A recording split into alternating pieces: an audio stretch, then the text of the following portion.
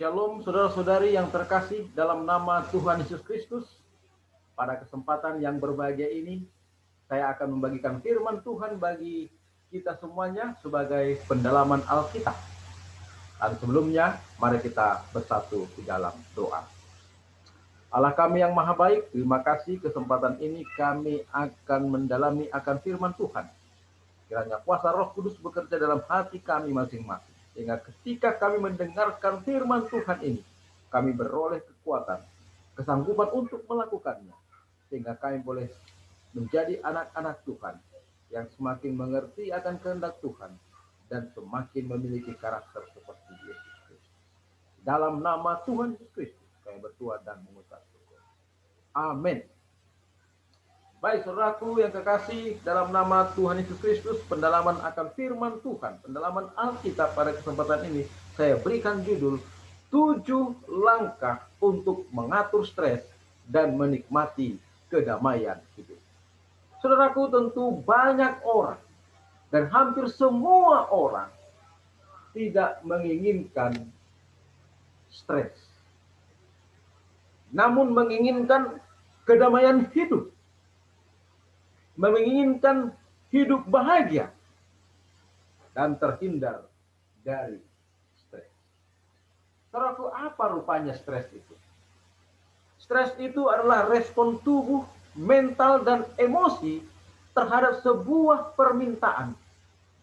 Stres pada skala tertentu memang dibutuhkan. Tetapi kalau sudah berlebihan akan menjadi berbahaya. Memang di dalam kehidupan ini banyak yang kita pikirkan. Banyak yang kita usahakan agar boleh menjadi lebih baik.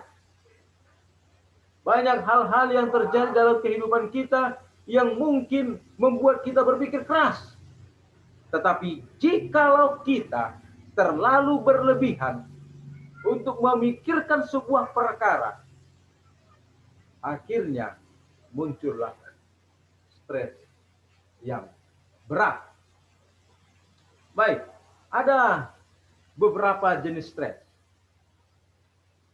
Stres negatif. Apa yang dimaksud dengan stres negatif? Stres negatif itu adalah akibat oleh karena kehilangan pekerjaan. Bila mana seseorang sudah mencintai pekerjaannya, tetapi tiba-tiba dia di PHK, dia bisa saja stres tinggi dan berbahaya bagi kesehatan.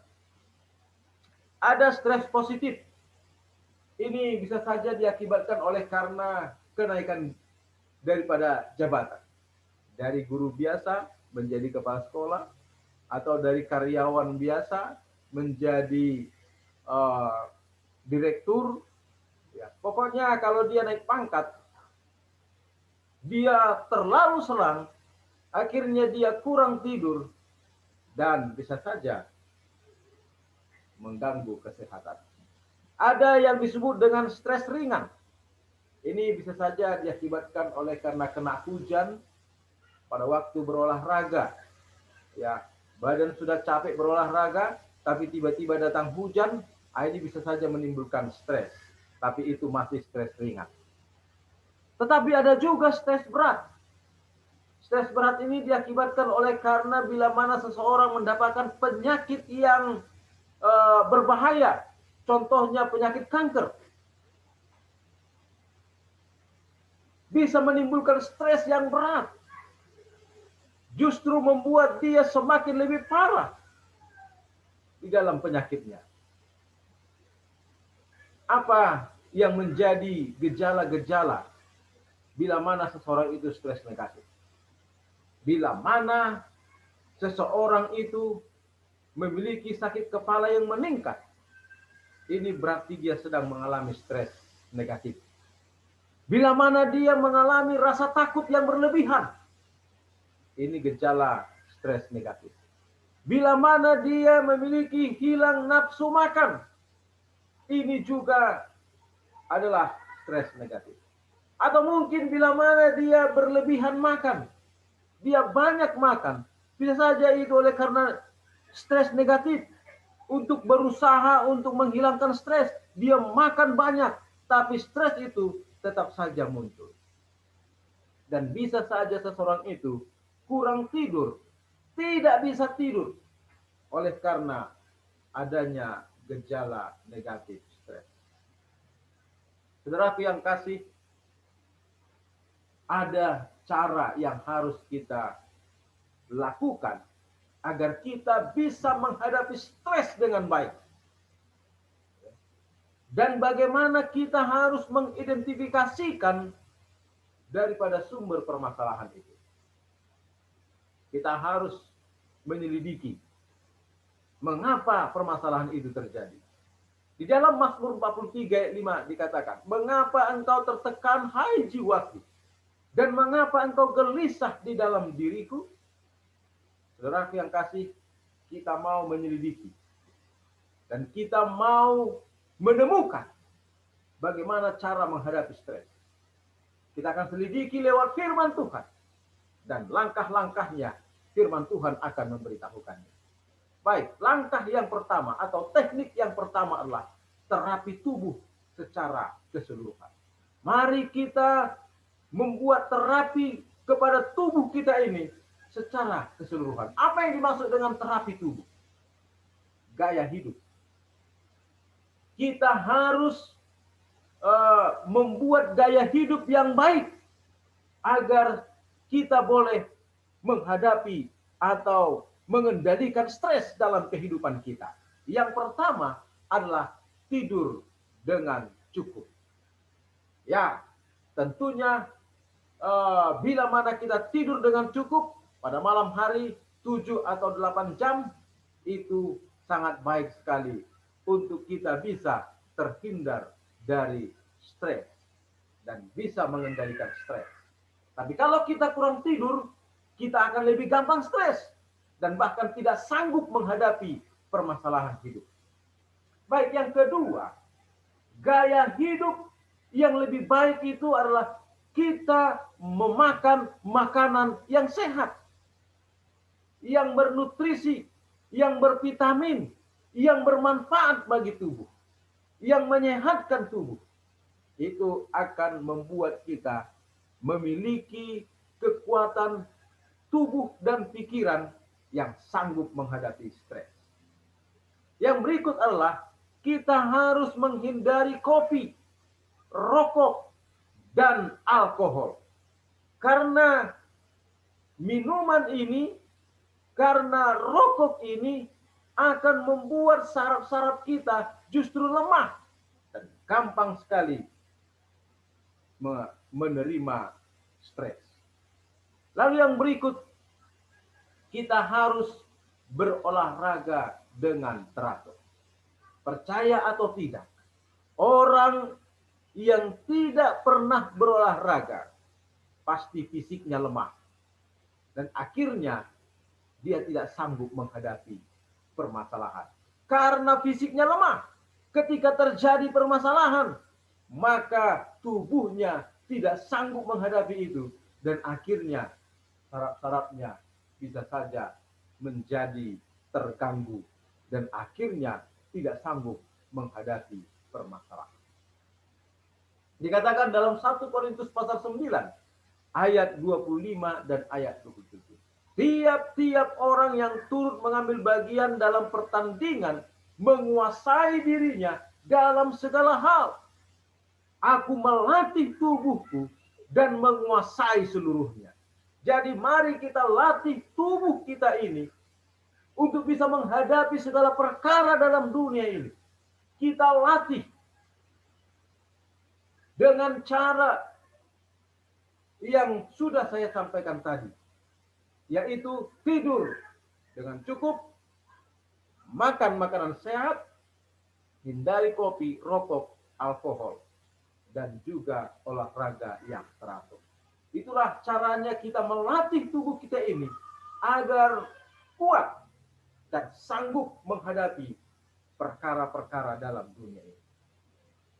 Teknik yang kedua adalah untuk menghadapi dan mengendalikan stres dalam kehidupan kita adalah olahraga yang santai. olahraga yang santai. Alkitab mengatakan dalam Yehezkiel 37 ayat 4 dan 5. Hai tulang-tulang yang kering, dengarlah firman Tuhan.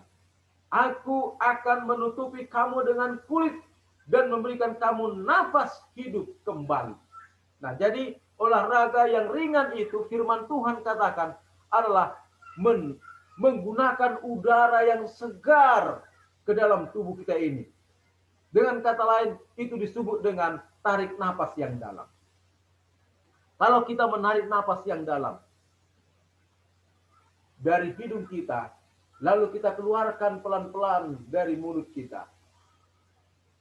Dan kita lakukan itu berulang-ulang. Itu adalah termasuk olahraga ringan. Dan Alkitab menyebutkan itu menyehatkan tubuh kita. Renggangkan otot. Dalam Yehezkiel 37 ayat 6 menyebutkan, Aku akan memberi urat-urat padamu dan menumbuhkan daging padamu supaya kamu hidup kembali. Jadi dalam tubuh kita ini, Tuhan sudah memberikan kepada kita otot-otot atau urat-urat, tetapi perlu diolah, perlu direnggangkan, sehingga dia terlatih untuk elastis. Bila mana kita kurang berolahraga ringan, kurang menggerakkan tubuh kita ini bisa kaku. Dan akhirnya otot-otot akan gampang kejang atau bisa saja gampang mengalami stres. Jadi mari kita mencoba untuk merenggangkan otot-otot kita, untuk menggerak-gerakkannya sebagai olahraga ringan. Yang ketiga, teknik pengganti. Apa yang dimaksud dengan teknik pengganti? Nah, yang dimaksud di sana adalah bila mana kita menggunakan waktu atau aktivitas yang bermanfaat menggantikan stres. Jadi, bila mana ada sebuah permasalahan, bila mana pikiran ini sudah mulai stres, bila mana pikiran ini sudah mulai buntu, cobalah untuk pergi ke suatu tempat yang boleh membuat kita merasa senang. Contohnya kita pergi ke pantai, atau pergi ke sebuah tempat yang ada pemandangan, atau sebuah tempat yang boleh menghibur kita dengan suasana alam yang menyenangkan. Itu akan membuat kita mengalihkan perhatian kita dari rasa stres, dari suntuk kepada situasi yang baru, yaitu di mana kita boleh menikmati alam, kita bisa bertamasya, kita boleh berpiknik agar boleh merasakan situasi yang baru dan yang menyenangkan. Sehingga tekanan atau rasa stres itu boleh diganti dengan kesenangan. Jadi kita juga sudah harus punya hobi untuk berwisata, untuk piknik atau jalan-jalan sekali-sekali. Sehingga itu akan boleh merenggangkan otot kita. Itu boleh menukar tekanan hidup kita kepada kesenangan. Di dalam 1 Samuel 16 ayat 23 dikatakan, Daud mengambil kecapi dan memainkannya. Saul merasa lega dan nyaman, dan roh yang jahat itu undur daripadanya. Jadi saat Saul mengalami stres dalam kehidupannya, dia mendengarkan musik, sehingga suasana menjadi berbeda dari yang sebelumnya. Jadi dia gantikan rasa stres, dia gantikan tekanan atau suntuk dalam pikirannya dengan mendengarkan musik. Itu akan membantu dari suasana yang tidak menyenangkan kepada suasana yang menyenangkan atau yang lebih baik. Sehingga dia terhibur dan stresnya pun bisa hilang. Baik, teknik yang keempat adalah berbicara positif terhadap diri sendiri. Ini sangat membantu kita, saudara yang kasih. Dikatakan di dalam Amsal 23 ayat 7. Sebab seperti orang yang membuat perhitungan dalam dirinya sendiri, demikianlah dia. Jadi saudara yang kasih, betapa pentingnya kita berbicara positif terhadap diri kita. Kita melihat nilai-nilai yang baik di dalam diri kita. Itu akan memotivasi dalam kehidupan kita. Bila mana sebuah pesan negatif sampai kepada kita, maka kita memiliki kebebasan untuk memutuskan apakah kita dikuasai oleh pesan itu. Apakah kita dikuasai oleh informasi itu? Apakah kita dikuasai oleh permasalahan itu menjadi tuan atas kita?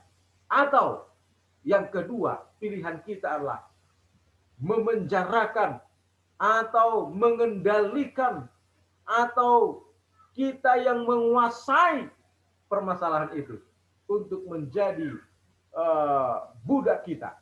Jadikan permasalahan itu menjadi sesuatu yang kita kendalikan atau kita perbudak. Kita penjarakan permasalahan itu. Kita asingkan permasalahan itu dalam kehidupan kita. Saudara yang kasih, bagaimana stres itu dihasilkan? Saudaraku, kita memiliki panca indera. Kita melihat sesuatu, kita merasakan sesuatu, kita mendengar sesuatu, kita menyentuh sesuatu, ya, dengan panca indera kita. Lalu ditambahkan dengan pola pikir. Kita melihat, lalu kita berpikir. Kita mendengar, kita berpikir. Kita merasakan atau mengecap sesuatu, baru kita berpikir. Lalu muncullah perasaan. Dengan kata lain, ketika kita menerima pesan melalui panca indera, lalu kita memikirkan tentang itu, maka hasilnya adalah perasaan. Contohnya, bila mana kita memakan daun pepaya. Kita memakan itu, lalu masuk dalam pikiran kita. Kita berpikir, pepaya ini pahit. Lalu bagaimana dengan perasaan kita? Maka bisa saja kita menjadi tidak senang oleh karena memakan daun pepaya yang pahit itu. Kita tidak senang. Lalu muncullah stres oleh karena mungkin daun pepaya itu banyak diletakkan di piring kita. Ya, dan disuruh untuk dihabiskan. Tentu kita merasa stres. Bagaimana saya bisa menghabiskan ini? Dan lain sebagainya. Mungkin kita mendengarkan informasi, ya, lalu kita memikirkan tentang itu, ya. Lalu perasaan kita bisa saja menjadi kacau kalau informasi itu tidak baik. Saudara yang kasih, ketika pesan negatif masuk dan kita terima, ya, sebagai pesan negatif dalam diri kita, maka itu akan menghasilkan stres. Ya. Kalau kita menerima pesan negatif, kita masukkan dalam hati kita, kita masukkan dalam perasaan kita, lalu kita berpikir negatif juga, maka hasilnya adalah stres. Tetapi ketika kita menerima pesan negatif dan kita menerimanya dan membicarakannya secara positif terhadap diri sendiri, maka hasilnya akan menjadi positif. Kalau kita menerima informasi, lalu kita olah dalam diri kita, kita berusaha untuk menjadikannya sebagai informasi yang positif. Ya. Contohnya, kalau ada orang mengatakan, si A atau kamu itu adalah orang bodoh, maka kita menerima informasi itu dan kita menyadari bahwa kita itu orang bodoh, lalu kita mengambil sisi positifnya. Mungkin orang lain mengatakan itu supaya saya belajar keras. Nah, Ketika kita menerima pesan itu dan mengolahnya kepada hal-hal yang positif, maka seseorang yang mendapatkan informasi bahwa dia itu bodoh, maka dia akan belajar dan belajar terus sehingga dia memiliki pengetahuan dan menjadi orang yang pintar. Itulah bila mana dia menerima hal yang negatif itu dalam dirinya, lalu mengolahnya menjadi sesuatu yang positif, maka perasaannya akan menjadi positif juga. Bila mana seseorang itu memakan pepaya, dia rasakan itu pahit, tapi dia kemudian mengolahnya dalam pikirannya bahwa bila mana dia makan pepaya, maka akan ada daya tahan tubuh, maka akan ada sesuatu yang bermanfaat bagi tubuh, bagi kesehatan tubuh, maka dia akan memakan itu sehingga tubuhnya menjadi lebih sehat. Firman Tuhan mengatakan dalam Amsal 17 ayat 72. Hati yang gembira adalah obat yang manjur, tetapi semangat yang patah mengeringkan tulang. Saudara yang kasih, bila mana kita merespon informasi-informasi, bila mana kita merespon perasaan-perasaan yang negatif datang dalam diri kita dengan positif, maka itu akan menghasilkan sesuatu yang positif atau yang baik dalam kehidupan kita. Baik, teknik yang kelima adalah bicarakan dengan orang lain. Bila mana ada sesuatu yang tidak baik sampai kepada kita, informasi yang kurang menyenangkan sampai kepada kita, maka cobalah untuk membicarakan itu kepada orang yang bisa mengerti dengan situasi kita. Bicaralah kepada orang yang bisa membuat Anda merasa bahwa permasalahan itu dia bisa memberikan suatu tanggapan atau sesuatu saran bagi kita. Atau mungkin bicaralah kepada seseorang yang membuat Anda menjadi stres. Bila mana ada orang yang membuat kita stres, ada orang yang menyampaikan informasi yang tidak baik kepada kita, lalu kita sampaikan, kita bertemu dengan orang itu, maka itu akan menjadi lebih baik. Firman Tuhan katakan dalam Matius 5 ayat 22 dan 23. Sebab itu jika engkau mempersembahkan persembahanmu di atas mezbah, dan engkau teringat akan sesuatu yang ada dalam hati saudaramu terhadap engkau, tinggalkanlah persembahanmu di depan mezbah itu, dan pergilah berdamai dahulu dengan saudaramu, lalu kembali untuk mempersembahkan persembahanmu itu. Saudara yang kasih, firman Tuhan menyebutkan, bila mana kita ingin beribadah kepada Tuhan, bila mana kita ingin menyampaikan sesuatu kepada Tuhan dalam bentuk persembahan, maka kita harus bertemu dulu dengan orang yang bermasalah dengan kita. Jadi firman Tuhan mengajak kita, bila mana ada informasi, bila mana ada orang lain yang memberikan respon negatif kepada kita, akan lebih baik kalau kita menemui orang itu dan membicarakannya dengan langsung. Atau bicara dengan orang yang bisa mendukung Anda, yang bisa memberikan saran-saran yang lebih baik kepada Anda. Firman Tuhan menyebutkan dalam 1 Samuel 20 ayat 3 dan 4. Ini cerita bagaimana Daud menyampaikan isi hatinya, menyampaikan permasalahannya kepada Jonathan. Bagaimana Saul berusaha untuk membunuh Daud. Dia cerita kepada sahabatnya, yaitu Jonathan. Dikatakan demikian. Tetapi Daud menjawab, katanya, ayahmu tahu benar bahwa engkau suka kepadaku. Sebab itu pikirnya, tidak boleh Yonatan mengetahui hal ini. Nanti ia bersusah hati. Namun demi Tuhan yang hidup dan demi hidupmu, hanya satu langkah jaraknya antara aku dan maut.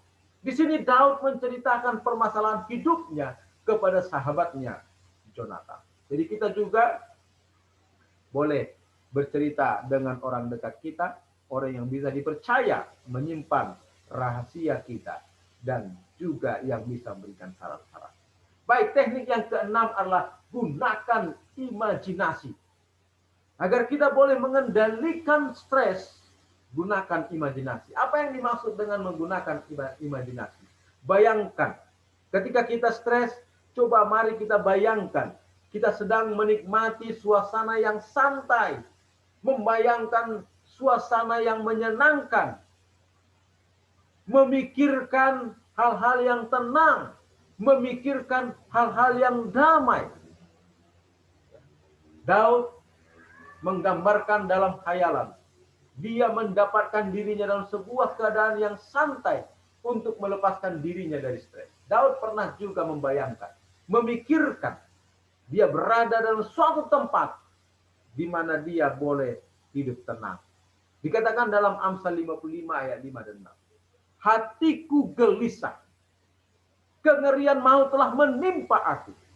Aku dirundung takut dan gentar. Perasaan seram meliputi aku. Pikirku, sekiranya aku diberi sayap seperti merpati, aku akan terbang dan mencari tempat yang tenang. Jadi Daud membayangkan dirinya memiliki sayap, lalu dia terbang ke suatu tempat di mana dia bisa tenang di sana, di mana dia bisa damai di sana.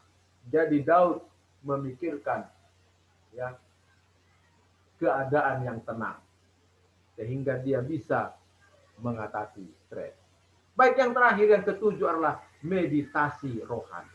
Agar kita boleh menghadapi stres, mengendalikan stres dalam kehidupan kita, lakukan meditasi rohani. Dikatakan dalam Mazmur 46 ayat 11, diamlah dan ketahuilah bahwa akulah Allah. Kita boleh menggunakan waktu kita untuk berdiam diri, namun memikirkan tentang bagaimana Tuhan telah berkarya dalam kehidupan kita. Dan mengkonsentrasikan pikiran kita kepada Tuhan. Memikirkan dan merenungkan akan firman Tuhan. Itu akan menolong kita boleh mengatasi stres. Yesus Kristus bermeditasi setiap pagi, setiap hari, setiap pagi Yesus Kristus bermeditasi. Dikatakan dalam Markus 1 ayat 35, pagi-pagi benar, waktu hari masih gelap, ia bangun dan pergi keluar. Ia pergi ke tempat yang sunyi dan berdoa di sana. Inilah yang dimaksud dengan meditasi. Menggunakan waktu seorang diri berdoa, merenungkan firman Tuhan, dan memfokuskan hati dan pikiran kepada Tuhan. Itu akan menolong kita. Saudaraku yang kasih, sebagai tambahan meditasi setiap hari, kita perlu meditasi rohani setiap minggu. Selama 6 hari kita bekerja. Tetapi saudaraku, pada hari yang ketujuh, gunakanlah satu hari itu untuk meditasi, untuk memikirkan, untuk merenungkan perkara rohani. Itu akan menolong kita lebih berbahagia, lebih bersukacita, dan pasti bisa mengendalikan stres dalam kehidupan kita. Saudaraku, firman Tuhan mengatakan dalam Kejadian 2 ayat 3. Lalu Allah memberkati hari ketujuh itu dan menguduskannya, karena pada hari itulah ia berhenti dari segala pekerjaan penciptaan yang telah dibuatnya. Jadi Allah memberkati hari yang ketujuh. Dia menguduskan hari itu. Dia mengkhususkan hari itu sebagai hari perhentian. Sebagai hari di mana kita berhenti dari segala aktivitas kita, dari segala pekerjaan kita. Dan kemudian pada hari yang ketujuh itu, kita gunakan untuk beribadah. Kita gunakan sepenuhnya untuk merenungkan akan firman Tuhan. Untuk berdoa kepada Tuhan. Untuk melakukan perkara-perkara rohani di sepanjang hari Sabat itu. Saudara yang kasih, di Taman Eden yang indah, di mana di sana terbebas dari penyakit dan stres. Adam dan Hawa bergabung dengan Sang Pencipta untuk merayakan Sabat yang penuh dengan sukacita dan kedamaian itu. Banyak orang berpikir bahwa hari Sabat sebagai hari istirahat hanya diberikan kepada orang Yahudi. Hari Sabat itu adalah hari perbaktian orang Yahudi. Benarkah demikian? Saudaraku yang kekasih, Adam bukan orang Yahudi. Adam bukan orang Yahudi. Ya. Dia belum disebut sebagai orang Yahudi. Dan saudaraku yang kasih, demikian juga bahwa orang Yahudi itu, mereka itu adalah melanjutkan perbaktian yang sudah ada. Yang sudah dimulai di Taman Eden oleh Adam dan Hawa. Baik, kesempatan berikutnya, saya akan membagikan firman Tuhan sebagai mutiara-mutiara yang memberitahukan kepada kita tentang Sabat. Ada 7 mutiara. Artinya ada 7 perkara atau sesuatu yang berharga yang kita boleh dapatkan tentang hari Sabat. Mutiara yang pertama adalah hari Sabat itu bukanlah milik orang Yahudi. Tetapi hari Sabat itu diberikan kepada semua orang Kristen. Yesus berkata di dalam Markus 2 ayat 27, Sabat diciptakan untuk manusia. Seperti sebuah pernikahan diciptakan untuk manusia. Demikian juga Sabat diciptakan untuk manusia. Jadi 2 lembaga ini Tuhan Yesus berikan kepada manusia. Pernikahan itu hanya dimiliki oleh manusia. Bukan orang Yahudi saja yang menikah. Tetapi semua yang menyebut dirinya manusia, Tuhan ingin agar mereka menikah, membentuk rumah tangga. Demikian juga di Taman Eden itu, Tuhan memberikan hari Sabat. Tuhan menciptakan hari Sabat dan diberikan kepada manusia. Jadi kalau dia merasa bahwa dia adalah manusia, maka sesungguhnya firman Tuhan berbicara kepada mereka agar mereka menguduskan hari Sabat. Menerima hari Sabat itu sebagai hari perbaktian, sebagai hari sukacita, sebagai hari yang penuh bahagia, melepaskan diri dari perkara dunia dan memfokuskan diri kepada perkara-perkara rohani di sepanjang hari Sabat. Jadi hari Sabat itu bukan hanya diberikan kepada orang yang berkulit hitam, bukan hanya diberikan kepada yang berkulit putih, tetapi Sabat itu diciptakan untuk seluruh umat manusia. Orang kaya atau orang miskin, kepada mereka hari Sabat itu diberikan. Orang Asia atau orang Barat, Sabat itu diciptakan untuk manusia. Diciptakan oleh Kristus dan diberikan kepada orang Kristen. Diberikan kepada orang yang mengaku percaya kepada Kristus.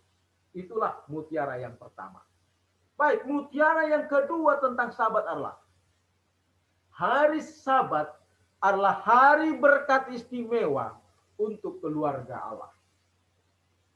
Tuhan ingin agar kita menjadi sebuah keluarga Allah dan Tuhan memberkati keluarga-keluarga yang berkumpul untuk beribadah pada hari Sabat. Yesaya 58 ayat 13 menyebutkan, apabila engkau tidak menginjak-injak hukum Sabat dan tidak melakukan urusanmu pada hari kudusku, Apabila engkau menyebut hari Sabat, hari kenikmatan, dan hari kudus Tuhan, hari yang mulia, apabila engkau menghormatinya dengan tidak menjalankan segala acaramu, dan tidak mengurus urusanmu, atau berkata omong kosong. Di dalam ayat 14 dikatakan, maka engkau akan bersenang-senang karena Tuhan. Dan aku akan membuat engkau melintasi puncak bukit-bukit di bumi dengan kendaraan kemenangan. Luar biasa. Janji Tuhan kepada orang yang menguduskan hari Sabat. Yang melepaskan dirinya dari pekerjaan sehari-hari. Dan yang tidak melakukan segala urusannya sebagaimana biasanya. Tetapi menguduskan hari Sabat dengan baik. Maka janji Tuhan kepada mereka lah, mereka, engkau, saudara dan saya akan bersenang-senang. Artinya dengan menguduskan hari Sabat, maka kita akan memiliki kekuatan untuk menghadapi perkara-perkara dalam kehidupan kita. Untuk mengendalikan stres dalam kehidupan kita.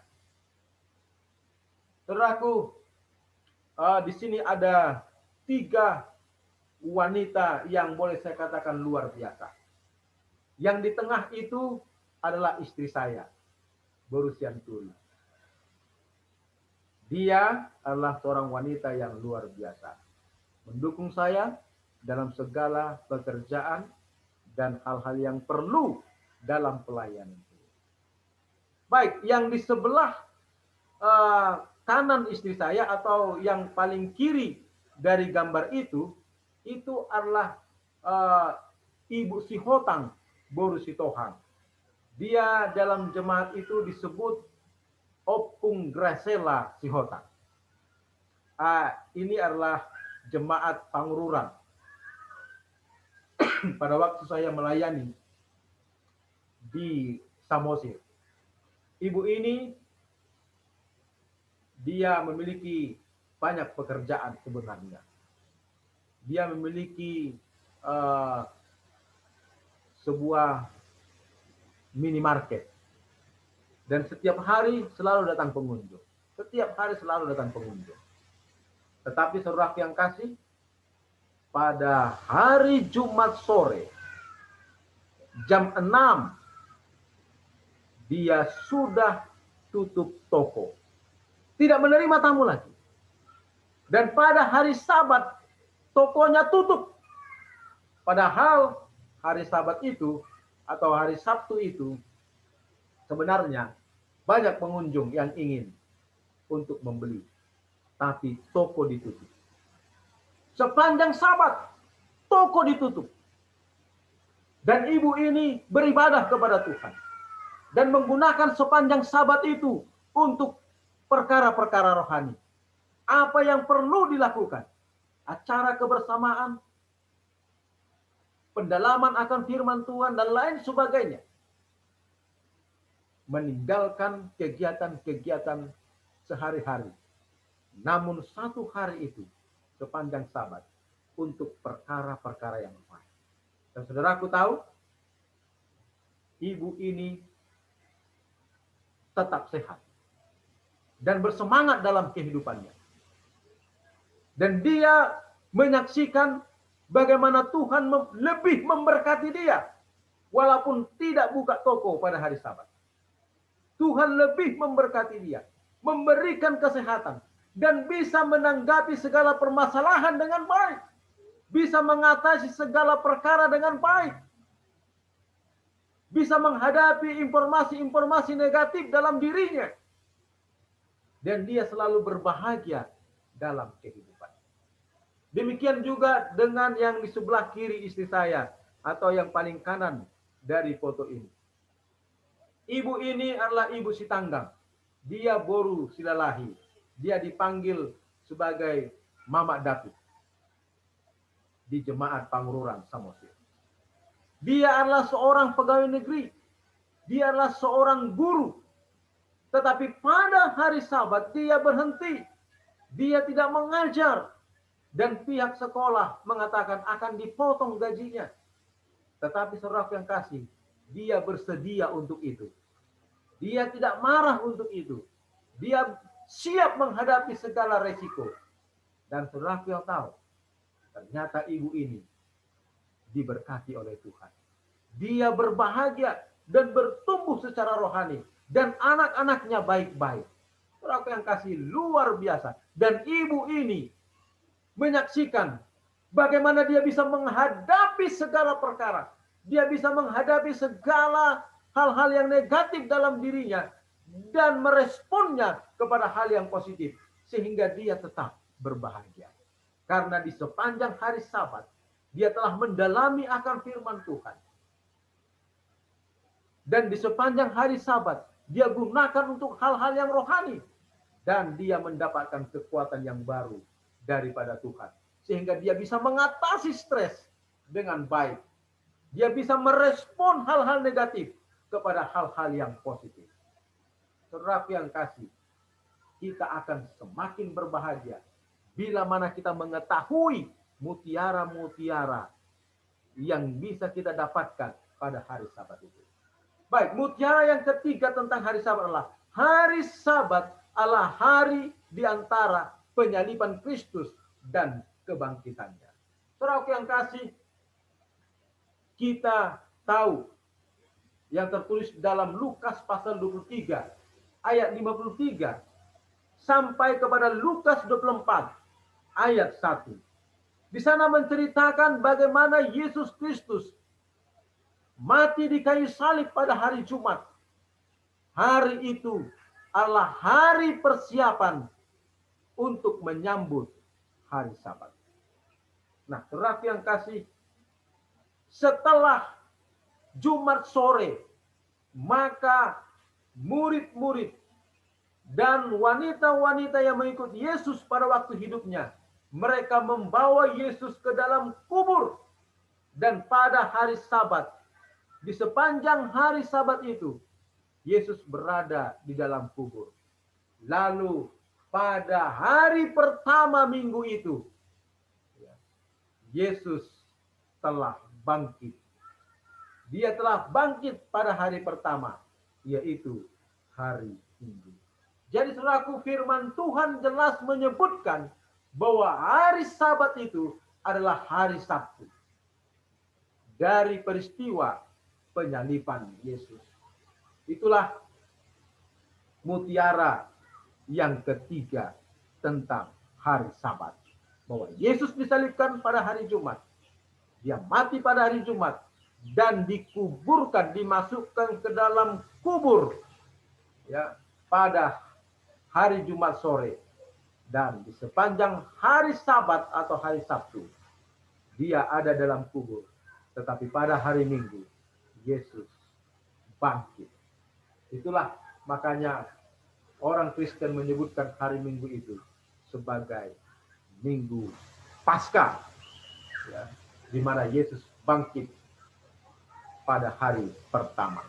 Baik, mutiara yang keempat adalah Sabat adalah resep Allah untuk menghadapi stres. Ya. Resep Allah untuk menghadapi stres. Ya. Di mana selama 6 hari kita sudah melakukan segala pekerjaan kita. Tetapi hari yang ketujuh kita khususkan untuk hal-hal yang rohani. Ya. Pada hari Sabat tidak membicarakan tentang sekolah. Pada hari Sabat tidak membicarakan tentang pekerjaan atau bisnis. Tidak membicarakan atau bahkan memikirkan sesuatu yang di luar daripada hal-hal yang rohani. Pikiran kita akan boleh terbebas dari kesibukan-kesibukan selama 1 minggu. Memikirkan hal itu. Sehingga kita bisa terhindar dari stres. Ya, saudaraku yang kasih, setelah kita memasuki hari Sabat, maka untuk hari selanjutnya kita akan bisa mendapatkan kekuatan untuk menghadapi tantangan. Ya. Kita akan diperbaharui melalui hari Sabat itu, melalui perbaktian, melalui berdoa, dan melalui puji-pujian kepada Tuhan, kita akan diperbaharui. Firman Tuhan menyebutkan dalam Mazmur 100 ayat 4 dan ayat 5. Masuklah melalui pintu gerbangnya dengan nyanyian syukur. Bersyukurlah kepadanya dan pujilah namanya, sebab Tuhan itu baik. Besarlah ketentraman pada orang-orang yang mencintai Tauratmu. Tidak ada batu sandungan bagi mereka. Mazmur 119 ayat 165. Janji Tuhan mengatakan, orang-orang yang beribadah kepada Tuhan itu hidupnya akan tentram dan tidak ada batu sandungan bagi mereka. Itulah mutiara yang keempat. Mutiara yang kelima adalah tentang Sabat. Allah telah memilih hari itu. Allah sendiri yang membuat hari itu, hari Sabat. Dan saya atau siapapun tidak bisa mengubahnya. Allah telah memilihnya. Saya tidak bisa memilih hari yang lain sebagai hari beristirahat. Allah telah memilih hari yang ketujuh. Saya tidak bisa memberkati dalam sebuah hari saja sebagai hari perbaktian. Hanya Tuhan yang bisa menentukan dan memberkati pada hari yang ketujuh itu. Firman Tuhan menyebutkan dalam Bilangan 23 ayat 20. Dia telah memberkati, maka aku tidak dapat membalikkannya. Jadi apa yang sudah ditentukan oleh Tuhan tidak boleh dirubah atau dibalikkan fakta oleh manusia. Sama dengan sebuah pernikahan. Itu adalah sesuatu yang spesial. Itu adalah sesuatu yang istimewa yang dianugerahkan Tuhan kepada manusia. Demikian juga hari Sabat. Itu adalah hari yang spesial yang diberikan Tuhan kepada manusia. Baik, mutiara yang keenam mengenai hari Sabat adalah hari Sabat adalah kepunyaan Juru Selamat. Hari Sabat itu adalah milik Tuhan. Markus 2 ayat 28. Jadi anak manusia adalah juga Tuhan atas hari Sabat. Itu makanya saudaraku yang kasih, Tuhan melakukan hal-hal yang baik pada hari Sabat, yang pantas dilakukan pada hari Sabat. 20% dari mukjizat yang dilakukan oleh Kristus, dia lakukan pada hari Sabat. Yesus sangat senang untuk membebaskan orang dari penderitaan pada hari Sabat.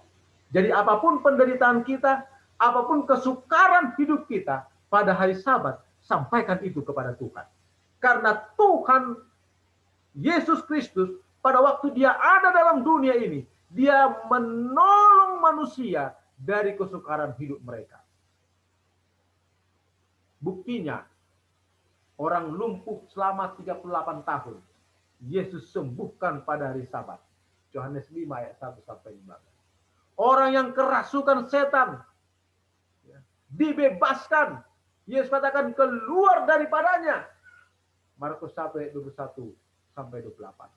Orang yang bungkuk selama 18 tahun, wanita itu disembuhkan oleh Yesus. Dalam Lukas 13 ayat 10 sampai 13. Itu pada hari Sabat. Orang yang buta sejak lahir, orang itu berkata, dulu aku buta, tetapi sekarang saya telah melihat. Yesus sembuhkan, Yesus pulihkan orang itu. Yohanes 9 ayat 1 sampai 41. Saudaraku yang kasih, Yesus melakukan penyembuhan pada hari Sabat. Yesus melakukan pemulihan kepada banyak orang. Itu dilakukan pada hari Sabat juga. Jadi hari Sabat itu adalah hari yang istimewa untuk Yesus memberikan kelepasan kepada banyak orang. Kristus menciptakan Sabat dan dia juga menjaganya.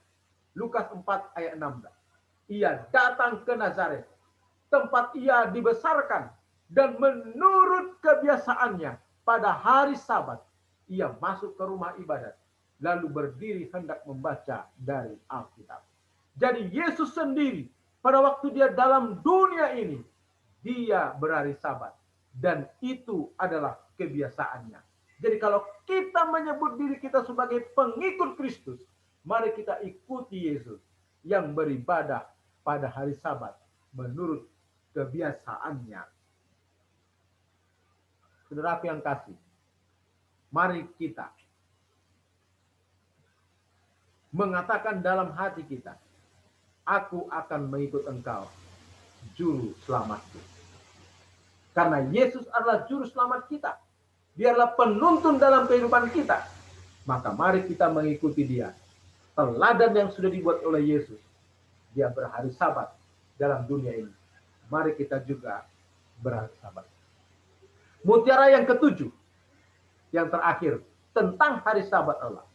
Hari Sabat adalah sebuah tanda kasih saya kepada Yesus. Jadi kalau kita beribadah pada hari Sabat, itu menunjukkan bahwa kita mencintai, bahwa kita mengasihi Yesus dalam kehidupan. Yohanes 14 ayat 5. Jika engkau mengasihiku, turutilah hukum-hukumku. Dalam Keluaran 20 ayat 8 mengatakan, ingat dan kuduskanlah hari Sabat. Itu adalah hukum Tuhan. Jadi, bila mana kita mengasihi Tuhan, kita akan berhari Sabat. Karena hari Sabat itu adalah bahagian dari hukum Tuhan. Jadi orang yang berhari Sabat adalah orang yang mengasihi Tuhan. Dikatakan dalam Yehezkiel 20 ayat 20. Kuduskanlah hari-hari Sabatku, sehingga itu menjadi peringatan di antara aku dan kamu, supaya orang mengetahui bahwa akulah Tuhan Allahmu. Jadi kalau kita berhari Sabat, maka kita telah menunjukkan bahwa kita itu percaya kepada Allah. Kita telah menunjukkan bahwa kita sedang menyembah Allah. Itulah kalau kita beribadah pada hari Sabat. Sekali lagi saudara yang kasih, pernikahan adalah sebuah tanda kasih dan damai antara seorang laki-laki dan seorang wanita. Bila mana seorang pria dan wanita mencintai, saling mencintai, maka mereka akan menikah. Saudara yang kasih, hari Sabat adalah sebuah tanda kasih dan damai antara laki-laki dan perempuan, antara saudara dan saya kepada Yesus. Hari Sabat adalah tanda bahwa kita mencintai Tuhan. Kalau kita mencintai Tuhan, oleh karena Tuhan telah mencintai kita, maka kita akan dipersatukan dengan Tuhan. Kita boleh bertemu dengan Tuhan pada hari Sabat. Kita beribadah kepada Tuhan pada hari Sabat. Karena kita mencintai Dia, mengasihi Allah kita yang telah terlebih dahulu mengasihi kita. Saudara yang kasih, tentu kita ingin hidup damai, ingin hidup berbahagia dan lepas dari stres. Mari kita minta itu kepada Tuhan pada hari Sabat. Saudaraku, apakah saudara ingin berdoa dan meminta kepada Tuhan mengalami kedamaian dengan memelihara hari Sabat? Kalau Anda ingin hidup damai dan terbebas dari stres, mari kita berdoa. Kita minta agar kuasa Tuhan, kuasa Roh Kudus akan menuntun kita datang kepada Tuhan pada hari Sabat dan menerima kedamaian, menerima kekuatan untuk menghadapi stres dalam kehidupan kita. Dan kita akan hidup berbahagia di dalam Tuhan. Orang yang mencintai Tuhan haruslah beribadah pada hari Sabat. Dan dia akan mendapatkan yang terbaik dari Tuhan pada hari Sabat itu. Demikianlah firman Tuhan. Mari kita berdoa. Bapa di sorga, terima kasih untuk pendalaman akan firman Tuhan.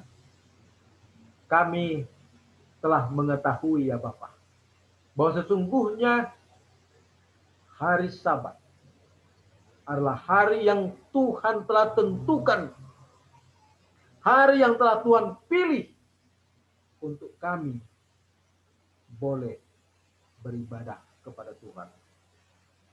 Untuk kami boleh melepaskan diri kami dari perkara-perkara dunia, dari segala kegiatan pekerjaan kami sehari-hari, dan boleh memfokuskan di sepanjang hari Sabat untuk perkara-perkara yang rohani. Dan kami mau percaya ya Tuhan, bahwa ketika kami beribadah kepada Tuhan sebagai tanda cinta kami kepadamu, maka kami akan beroleh sukacita dan kekuatan yang baru daripada Tuhan untuk menghadapi segala perkara dalam kehidupan kami. Terima kasih Bapa untuk kebenaran firman Tuhan yang telah kami pelajari bersama.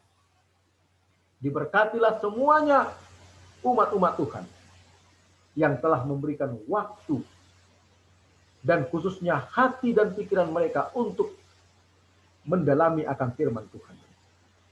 Biarlah sukacita yang terbaik boleh menjadi bahagia kami semua. Terpujilah nama Tuhan kekal sampai selama-lamanya. Di dalam nama Tuhan Yesus Kristus kami berdoa dan mengucap syukur. Amin.